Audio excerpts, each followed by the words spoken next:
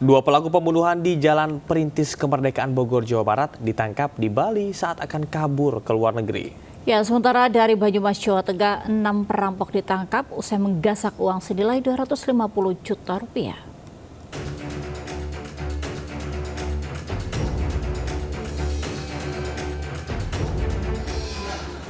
Seorang warga tewas dengan luka tembak di tubuhnya di area Pasar Mawar, Jalan Perintis Kemerdekaan Kota Bogor, Jawa Barat. Saat olah TKP, polisi menemukan selongsong peluru berkaliber 9 mm. Setelah penyelidikan, polisi menangkap dua tersangka otak pembunuhan itu.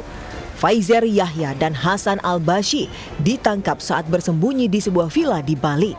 Mereka diduga akan melarikan diri ke luar negeri. Sebelumnya, polisi terlebih dahulu menangkap dua eksekutor pembunuhan itu. Kini para pelaku terancam pasal berlapis dengan ancaman 20 tahun penjara hingga seumur hidup. Saksi dan bukti kita menetapkan yang bersangkutan ini di pasal 340, 338, dan 170. Motifnya yang bersangkutan memang ada selisih paham dengan korban di hari Sabtu. Di hari Sabtu ada selisih paham. Aksi penembakan yang menewaskan korban terjadi pada 3 Februari silam. Korban berinisial E tewas dengan luka di dada, perut, dan kaki.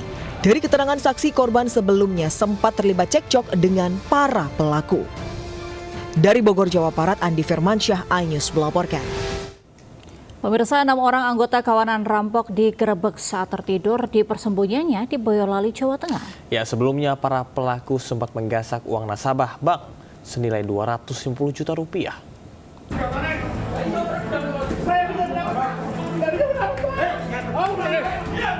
Polisi menggerebek persembunyian 6 pelaku perampokan modus kempes ban di wilayah Boyolali.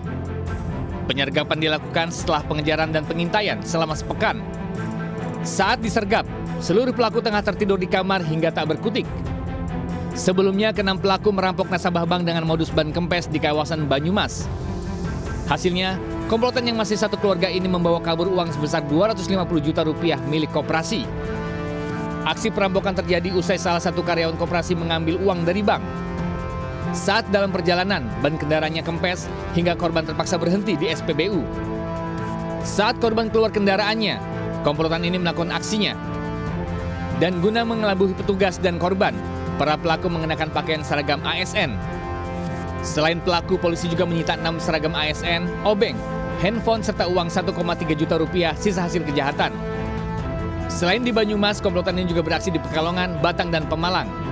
Polisi kini masih mengejar 8 pelaku lainnya yang identitasnya sudah diketahui. Dari Banyumas, Jawa Tengah, Saladin Al-Ayubi, iNews melaporkan.